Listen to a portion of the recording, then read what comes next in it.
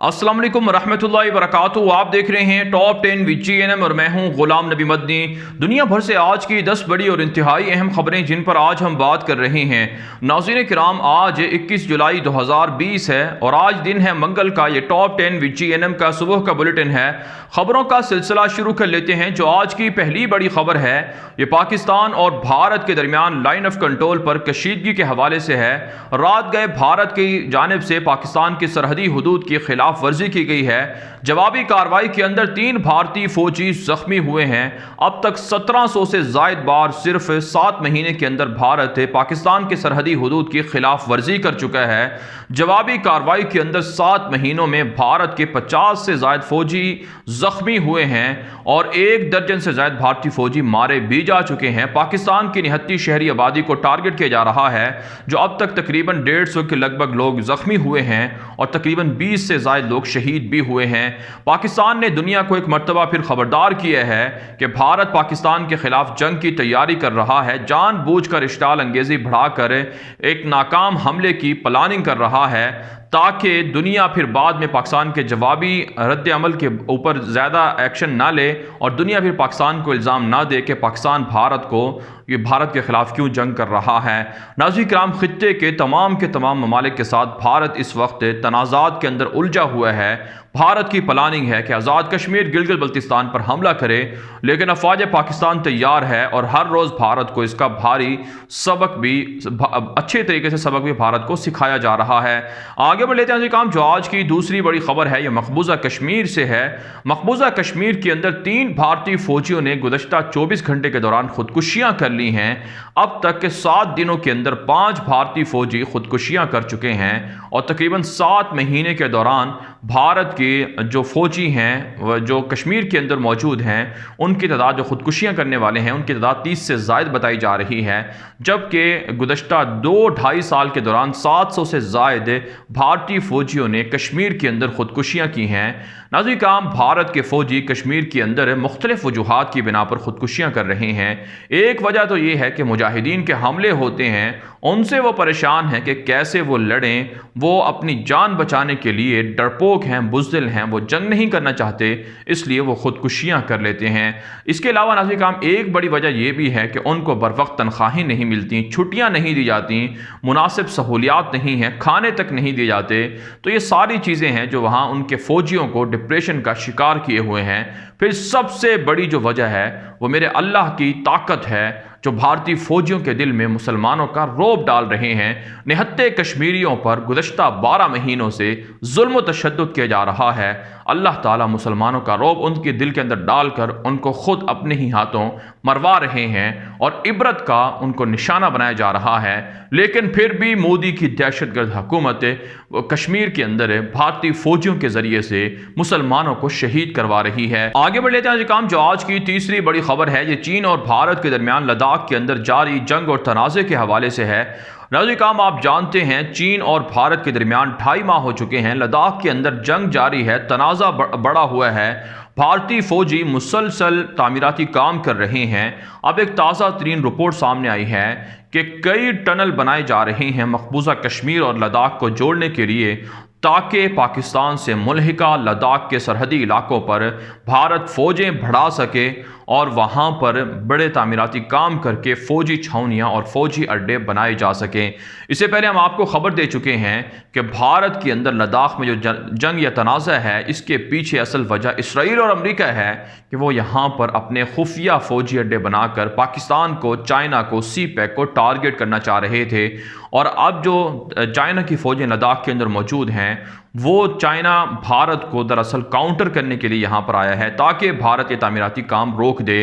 Indian express की report के मुताबिक तकरीबन 500 करोड़ रुपए से ज़ायद का बजट है जो वहाँ पर तामीराती काम के अंदर सड़कों, पुलों और टनल्स के अंदर खर्च किया जा रहा है। लेकिन मोदी का ये जंगी जुनून उल्टा मोदी को पड़ा हुआ है और भारत की 8 रियासतों पर चीन कब्जा करने जा रहा है, बगावत है और भारत की 8 रियासतों में अलहदगी पसंद हमले भी कर रहे हैं।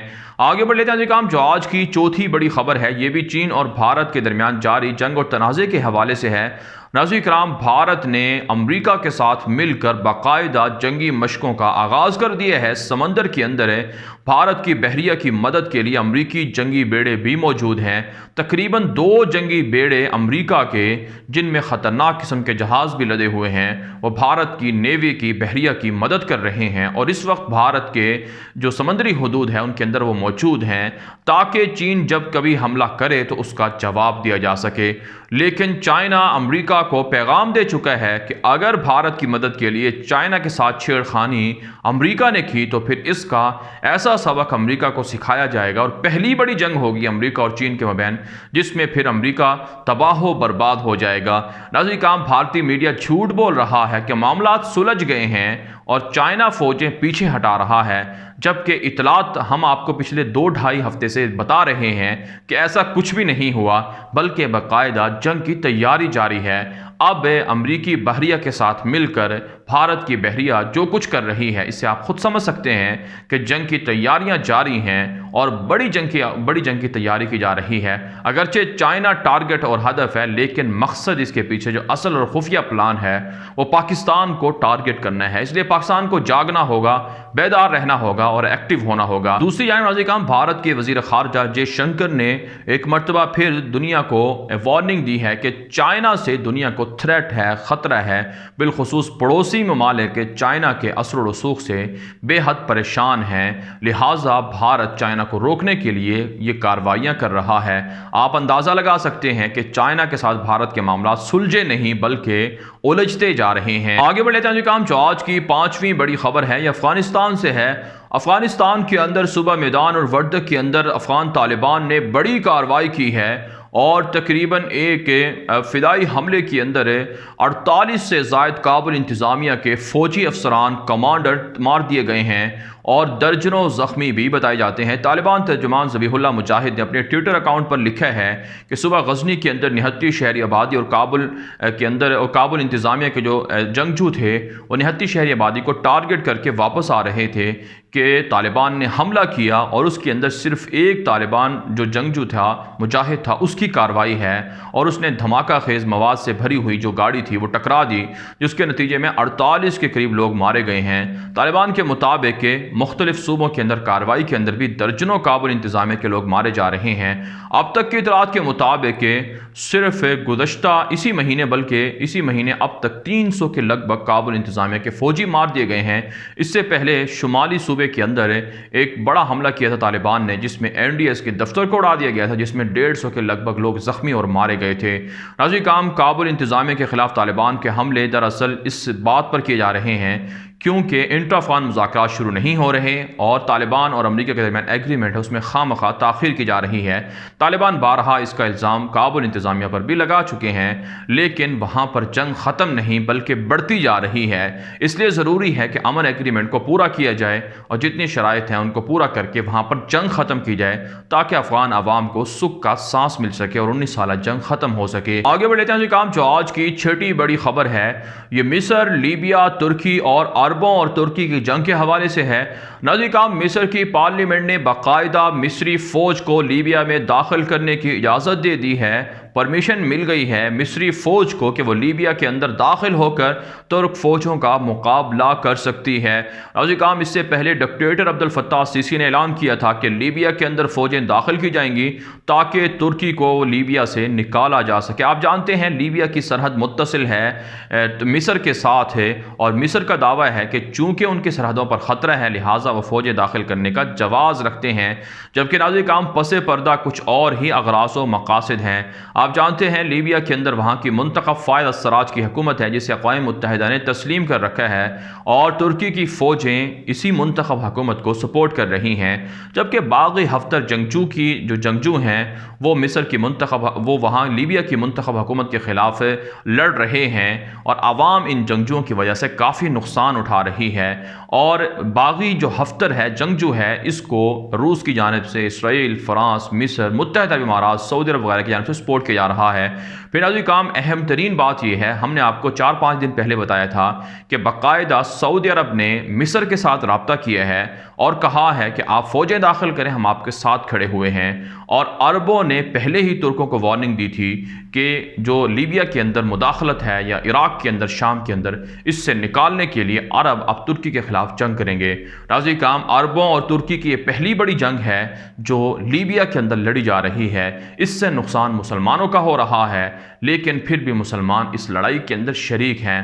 عرب کے ناعاقبت اندیش حکمرانوں کی غلط پالیسیوں کی وجہ سے اسرائیل کے غاصب درندہ یہودی مسلمانوں کی مسجد اقصیٰ پر قبلہ اول پر حملہ کر کے صدی کی بڑی ڈیل کو لاگو کر چکے ہیں اور گریٹر اسرائیل بنا رہے ہیں، اور پھر بھی عرب ترکوں کے ساتھ لڑ کر مسلمانوں کا خون بہانے کے لیے متحد ہو چکے ہیں۔ یہ کتنی بڑی بربادی ہے مسلمانوں کی، اس لیے مسلمانوں کو جاگنا ہوگا اور حقائق کو سمجھ کر یہودیوں کا اور کافروں کا مقابلہ کرنا ہوگا۔ آگے بڑھ لیتے ہیں کام جو آج کی 7ویں بڑی خبر ہے، یہ شام کے اندر اسرائیلی فضائیہ کی بمباری کے حوالے سے ہے۔ اسرائیلی میڈیا پر دعویٰ کیا جا رہا ہے کہ شام کے اندر جنوبی دمشق کے اندر واقع حزب اللہ کے اور ایران کے جنگجوؤں کے ٹھکانوں کو اسرائیلی فضائیہ نے بمباری کر کے تباہ کر دیے ہیں۔ ساتھ ساتھ اطلاعات سامنے آ رہی ہیں کہ شام کے اندر ان تازہ فضائی حملوں کے اندر ایرانی جنرل کو بھی مار دیا گیا ہے۔ آپ جانتے ہیں بشار الاسد کی حمایت کے لیے ایرانی جنگجو شام کے اندر موجود ہیں اور روس بھی بشار الاسد کی حمایت کر رہا ہے، جبکہ بشار کے اتحادی اور فوجیں وہ نہتے شامی عوام پر بمباری کر رہی ہیں، جبکہ گزشتہ 1 سال سے اسرائیلی فضائیہ کے حملے بھی شام کے اندر بڑھ چکے ہیں۔ اگرچہ اسرائیل دعویٰ کرتا ہے کہ وہ ایرانی جنگجوؤں پر حملے کرتا ہے، لیکن وہاں کے لوگ یہ کہتے ہیں کہ یہ حملے ایرانی جنگجوؤں پر یا ٹھکانوں پر نہیں بلکہ نہتی شامی عوام پر کیے جاتے ہیں۔ عزیز کام آپ جانتے ہیں اسرائیل کے یہودیوں کا ہدف اور مقصد یہ ہے کہ شام پر قبضہ کر کے گریٹر اسرائیل بنایا جائے۔ جب تک شام پر قبضہ نہیں ہوگا تب تک ان کا مسیحا دجال نہیں آئے گا اور ان کی عالمگیر حکومت قائم نہیں ہوگی۔ سرزمین انبیاء شام گزشتہ 9 سالوں سے لہو لہان ہے، مسلمان خواب غفلت میں ہیں۔ اگرچہ ترک فوجیں کرد باغیوں کے خلاف آپریشن کر رہی ہیں اور بشار الاسد کے خلاف بھی لڑ رہی ہیں، شامی عوام کو مہاجرین کو واپسی کے لیے بھی کوششیں کر رہی ہیں، لیکن تنے تنہا ترکی کچھ نہیں کر سکتا ہے جب تک کہ باقی مسلمان ترکی کا ساتھ نہ دیں۔ آگے بڑھ لیتے ہیں کام جو آج کی 8ویں بڑی خبر ہے، یہ اسرائیل سے ہے۔ اسرائیل کے کرائم منسٹر نیتن یاہو کے خلاف بغاوت کی تحریک زور پکڑ چکی ہے۔ اب اسرائیل کی پارلیمنٹ کے اندر بھی جو پارلیمانی اراکین ہیں وہ نیتن یاہو کی کرپشن کے خلاف اٹھ کھڑے ہوئے ہیں اور انہوں نے عوام سے مطالبہ کیا ہے کہ بغاوت کی جائے نیتن یاہو کی حکومت کے خلاف، کیونکہ یہ کرپٹ اور فسادی ہیں، ان کو ہٹایا جائے۔ یہ کام تقریباً 2 ہفتوں سے اسرائیل کے بڑے بڑے شہروں کے اندر ہزاروں لوگ مظاہرہ کر رہے ہیں کہ نیتن یاہو کو ہٹایا جائے تاکہ اسرائیل کو بچایا جا سکے، کیونکہ اسرائیل کے یہودی یہ سمجھتے ہیں کہ نیتن یاہو غیر قانونی یہودی بستیوں کو اسرائیل میں ضم کرنے کا اعلان کر چکے ہیں، جس سے بڑی جنگ کا آغاز ہو سکتا ہے۔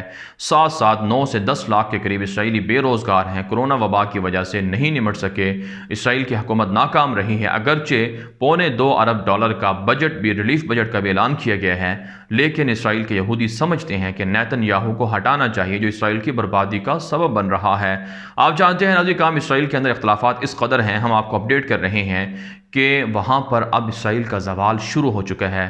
اللہ تعالیٰ کا قانون ہے کہ ظالموں کا انجام دنیا کے اندر بھی عبرتناک ہوتا ہے اور آخرت میں بھی انجام عبرتناک ہوگا۔ آگے بڑھ لیتے ہیں کام جو آج کی 9ویں بڑی خبر ہے، یہ عراق اور سعودی عرب کے تعلقات کے حوالے سے ہے۔ کام عراق کے وزیر اعظم مصطفیٰ کاظمی نے دورہ کرنا تھا کل سعودی عرب کا، لیکن سعودی کنگ شاہ سلمان کے بیمار ہونے کی وجہ سے وہ دورہ ملتوی کر دیا گیا ہے اور اسے ری شیڈول کیا جا رہا ہے۔ لیکن عراقی وزیر خزانہ کا ایک وفد کے ہمراہ وہ سعودی عرب پہنچے ہیں اور انہوں نے عراق کے اور سعودی عرب کے درمیان کافی ایگریمنٹس پر دستخط کیے ہیں، جن میں توانائی کے شعبے میں پیٹرول اور دیگر جو توانائی کے شعبے ہیں ان میں تعلقات بڑھانے کا، کھیلوں کے شعبے میں تعلقات بڑھانے کا اعلان کیا گیا ہے۔ آپ جانتے ہیں ناظرین کرام عراق کے اندر جب سے صدام حسین کی حکومت کا تختہ الٹا گیا تب سے ایران نواز لوگوں کا وہاں پر اثر و رسوخ عراق کے اندر بڑھا، جس کے بعد سعودی عرب اور عراق کے تعلقات کشیدہ ہو گئے۔ لیکن پچھلے 6-7 مہینوں سے ہم دیکھ رہے ہیں کہ عراق اور سعودی عرب کے تعلقات بہتر ہو رہے ہیں۔ سعودی عرب عراق کو اربوں ریال بھی دے چکا ہے اور اب اطلاعات تو یہ بھی سامنے آ رہی ہیں کہ شاید عراق کی طرح ایران کے ساتھ بھی سعودی عرب تعلقات بحال کر رہا ہے تاکہ ترکی کے خلاف مل کر لڑا جا سکے۔ دوسری جانب اطلاعات سامنے آ رہی ہیں کہ سعودی شاہ سلمان انتہائی علیل ہیں اور وہ کسی بھی وقت مر سکتے ہیں۔ ان کے بیٹے محمد بن سلمان اقتدار پر قبضے کے لیے کوششیں کر رہے ہیں اور وہ سعودی عرب کے کم عمر ترین بادشاہ ہوں گے۔ آگے بڑھ لیتے ہیں کام جو آج کی 10ویں بڑی خبر ہے، یہ چیچنیا سے ہے اور روس سے متصلہ، بلکہ روس کی ہی ایک ریاست سمجھا جاتا ہے چیچنیا کو، جہاں پر اگرچہ مسلمانوں کی حکومت ہے لیکن وہاں کے جو صدر یا ذمہ دار ہیں رمضان قادروف، اس کے خلاف امریکہ نے پابندیاں عائد کر دی ہیں کہ وہ انسانی حقوق کی وائلیشن کر رہے ہیں، مخالفین کو قتل کر رہے ہیں۔ کہا جاتا ہے 90 کی دہائی میں چیچنیا کے مسلمانوں کا بہت زیادہ قتل عام کیا گیا۔ اس زمانے میں رمضان قادروف کو روس کی جانب سے سپورٹ کیا جاتا رہا اور اب بھی وہاں پر مسلمانوں کے دو طبقے ہیں، ایک روس کا حامی بھی ہے اور ایک روس کے مخالف بھی ہے۔ بہرحال ناظرین کرام، دنیا بھر سے آج کی 10 بڑی خبریں، ان خبروں کے حوالے سے آپ کی کیا رائے ہے؟ اپنی رائے کامنٹ کے ذریعے سے ضرور ہم تک پہنچائیں۔ آج کے لیے اتنا ہی، اجازت دیجیے، اللہ حافظ۔